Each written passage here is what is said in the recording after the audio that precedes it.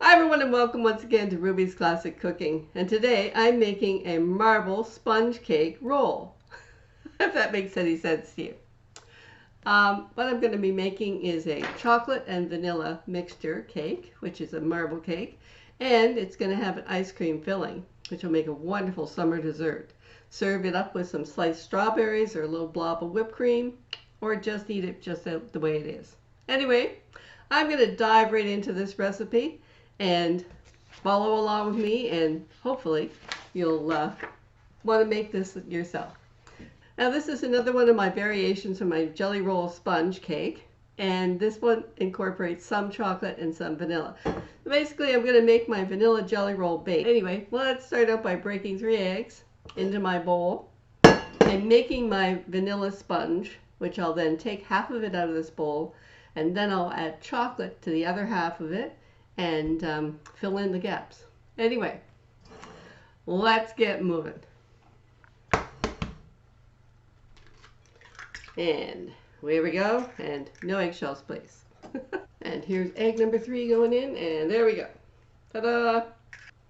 First thing I'm going to do is put this on my stand mixer and let it beat for 5 minutes. Now I set a timer on the stove for that to make sure I've got it really well beaten. That's the real trick of this sponge cake, is make sure your eggs get really well beaten. So there you go, 3 eggs in there, and I'll bring you back when I've got them all ready to show you before I start adding other ingredients. And if you want to see this from the perspective of being inside the bowl, just watch my original jelly cake recipe, which will be linked below. My very first video. Alright, 5 minutes of beating, and I'll just show you what my eggs look like now.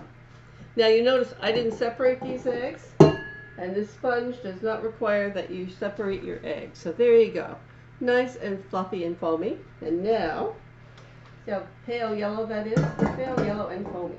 And now, what I'm going to do next is, I don't turn off my mixer again. If you're using a handheld beater, this is a bit trickier, but with my stand mixer, I can do this without turning it off.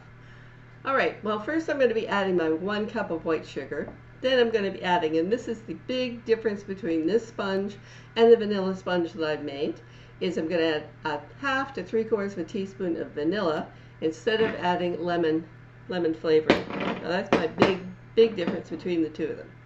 Now, then I'm going to be adding 3 tablespoons of milk. Then I'm going to be adding 1/4 of a teaspoon of salt, 2 teaspoons of baking powder, not baking soda, baking powder, and a cup of flour, just plain all-purpose flour, which is strong flour in the UK or bread flour in the United States.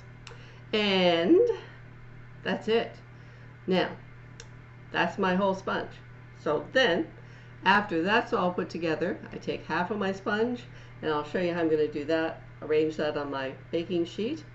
Then I'm going to add 2 tablespoons of cocoa. Now this is unsweetened. It's not like hot chocolate mix. This is cocoa. So there's no sugar added to this. That's going to get mixed into the rest of it to make it chocolate contrast. And then we'll have like a checkerboard effect on the sheet pan. On my 10.5 by 15.5 by 1 inch deep jelly roll pan, otherwise known as a sheet pan. Then I will be having that to put in my preheated 400-degree oven, which I've already, as soon as I put my eggs on, I put my oven on to preheat to 400 degrees Fahrenheit, which is 205 Celsius. So let's get on with adding the sugar, and I'll bring you back when everything has been added to this and I'm ready to start taking the jelly roll base and putting half of it into my sheet pan. And as you can see, I have lined my jelly roll pan with a piece of parchment paper. It makes peeling the cake off a lot easier than not using it. It's my completed cake right here, my sponge, and I'm going to take half of this to put on here right now. So I've got a nice big spoon, and I'm going to be making kind of a checkerboard with cake. Now I'm just going to take, oops, you can't see what I'm doing here, can you? And move it back here a bit more. I'm just going to go like vanilla cake, white cake, corner, up here into the corner.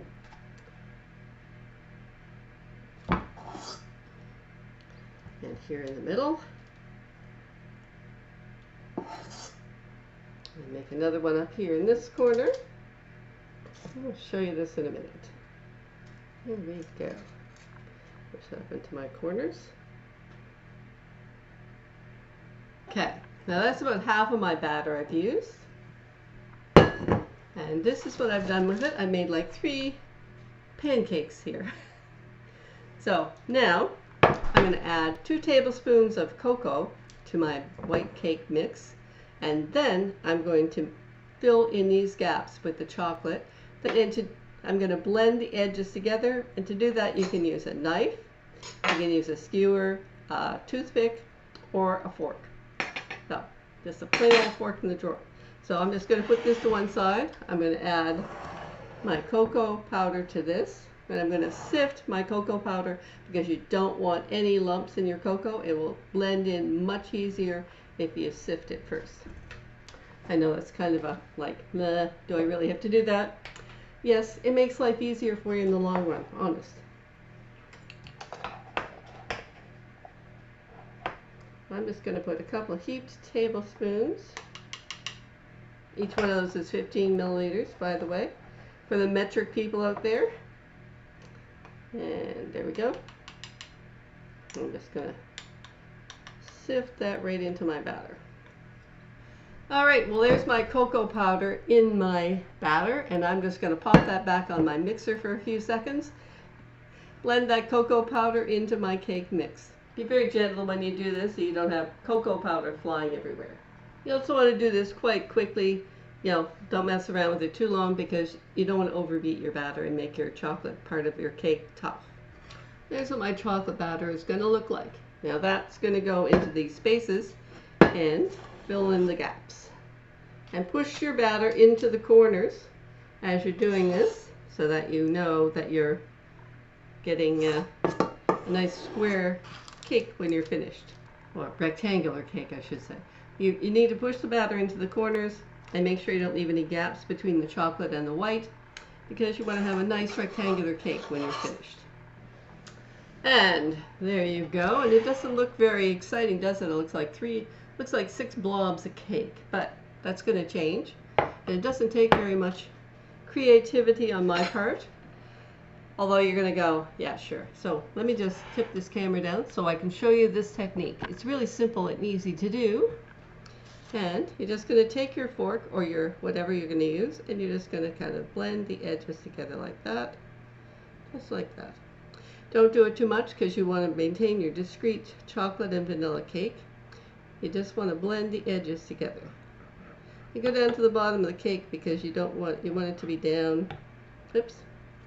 Let me try the knife. Just kind of bring it in. Bring the edges together like that. Yeah, I guess the knife does work better.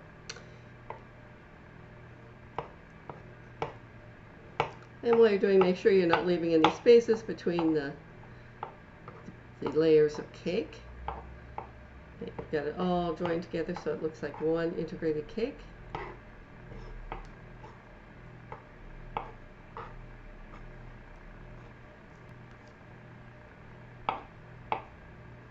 Yeah, here you go. Now my oven is up to temperature, and see how that looks. Now I have distinct patches of white and chocolate for my marble effect, but I also have a blending together of the 2 colors of cake. But you don't want to mix it too much because then you'll end up with this amorphous looking cake. Into my oven it goes for 10 to 12 minutes, my preheated 400 Fahrenheit or 205 Celsius. And I'll be back when it's all cooked. And in the meantime, while that cake is baking in the oven, I am going to wet a tea towel in cold water, spread that onto my surface because this is where I'm going to put my cake as it comes out of the oven. I'm going to dump it straight onto my tea towel. Then I'm going to roll it up in the damp tea towel and let it sit for 5 minutes so that it has the memory of being rolled up. Then I'm going to add some jam or jelly to it. This is some strawberry vanilla jam I'm going to add to it that my daughter actually made. Then goes on the ice cream. This is a Haagen-Dazs vanilla. Use a good quality vanilla, vanilla bean, whatever your favorite is, whatever your favorite ice cream is. And if you want to move it up a little bit more, and if you also want to change the flavor, you can do a mixture of chocolate ice cream and vanilla ice cream, which is nice too with the marble effect. The marble effect for the ice cream as well as for the cake. But I'm just going to use vanilla today because I don't have any chocolate ice cream. Oh dear, my husband eats it as fast as I buy it. I want it to be softened, so while my cake is sitting here for 5 minutes cooling, I'll have this out so it'll soften. But if I leave it out this long, it'll probably be melting. And you don't want melting ice cream in your ice cream cake. And add my chocolate bar, my crunched up chocolate bar, crispy chocolate bar to it. Once I get my 3 fillings onto my cake, then I'm going to roll it up into a jelly roll shape or a Swiss roll shape. I'm going to leave it sit for about 5 minutes. Then I'm going to wrap it in plastic wrap. Then I'm going to put that on a metal sheet pan to hold it together so it doesn't flop while it's freezing. And then I'm going to pop that in my freezer downstairs and leave it there for 3 hours. So it's nice and firmly set up and well frozen. And then you can bring it up and start serving it up as dessert. Yum. Now, if I was doing this as a jelly roll, it would cut into 16 1-inch pieces. As a dessert, a 2-inch piece is better. So instead of 2.5 centimeters, it'd be a 5 centimeter piece. And that would give you 8 servings. If you want bigger servings, hey, you're the one with the knife cutting it, so if you want a bigger piece, cut a bigger piece. Depends on how many people you have and how many servings you want. How calorie conscious you are. Because you're not going to be guided by the taste because you're going to want a big piece of this cake. Trust me. Trust me. Right, here's my finished cake. All yummy right out of the oven. And now it goes onto my cold damp tea towel. There we go. Ta-da! At first I'm going to peel off my parchment paper, and then I'm going to be rolling this up. Now I'm just going to peel my parchment paper off here. Careful because it's 400 degrees, 205 Celsius, so it's pretty hot cake. So you want to make sure to not burn your fingers on this parchment paper as you peel it off.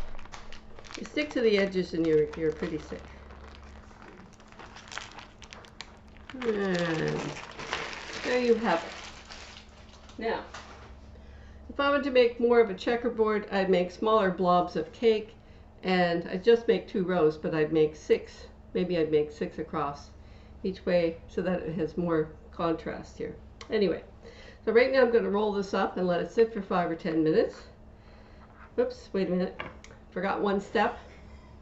First I have to cut the crust off the edge because that will get a really dull knife out of your drawer to do this with. And just cut the crust off the edge. And that way if you have any crispy bits on the edge, they won't be messing up with when you're rolling up your cake. These are kind of the cook sample, or if you happen to have eager children or husbands or other people around your kitchen, they can have a few samples too. At your discretion, because you're cooking. It's your cake. Totally up to you if you share or not. Okay, now let's just gather this up and roll this into a nice roll.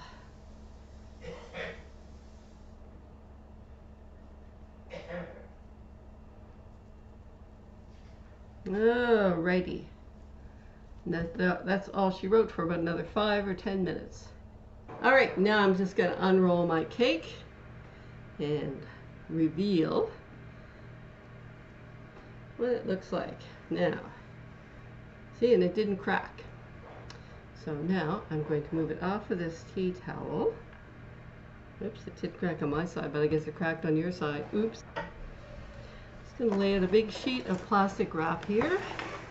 I'm going to put my cake on when it is finished. So let's put out a big sheet of this, longer than my roll.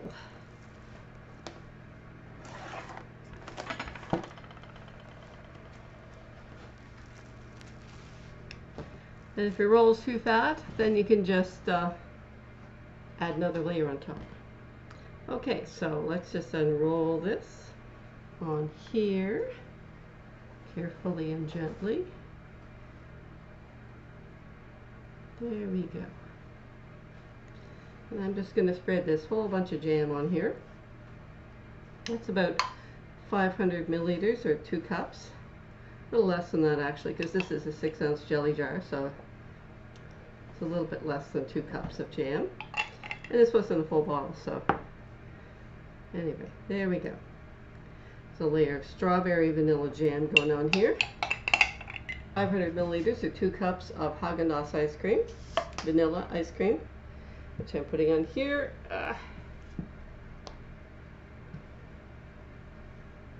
This cake is still a little bit warm, so it'll probably start to kind of melt this ice cream a bit, make it a little slushy. Put a nice thick layer of ice cream on here. Chocolate bar. What my sister would call gilding the lily. Just a bit here. It's supposed to be a crispy, crunchy chocolate bar, and I chose a score bar this time. That's a kind of a toffee-filled. If they don't sell these in your neighborhood, it's kind of a toffee-filled, hard toffee-filled chocolate bar. Just a regular size chocolate bar, not your super size or double size or whatever. It's just a regular single serving chocolate bar, which is I think about 50 grams. Nope, doesn't say on here. Oh, 39 grams. Okay, that's 39 grams. That's probably 3 ounces or so. There we go. Okay.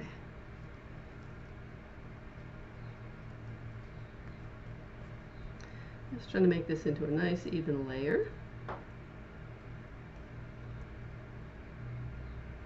And now I'm going to roll this up in my cake. Like so. This is like an overfilled sandwich. Okay, this is going to kind of meet in the middle. Not much of an overlap here, but that's okay. That is okay, because we're just going to have a big fat piece of log when we have a dessert. There we go. Okay. And now the wrap comes up over top of it, nice and tight. Your cling film, as it's known in some parts of the world, or plastic wrap. There we go. Now the piece is going to have to go on top there, because that is definitely not quite wide enough. All right, so now I'm going to transfer this to my cookie sheet, to my baking tray, and there you go. Now that goes into my freezer for 3 hours, and then you make nice slices out of it, and you have a lovely dessert for summer. Ice cream and cake together in one package. Well, I hope you enjoyed my video today. I hope you will like, subscribe, comment, try this recipe out, and let me know how it turned out for you. I hope you will join me again next time on Ruby's Classic Cooking. Bye for now.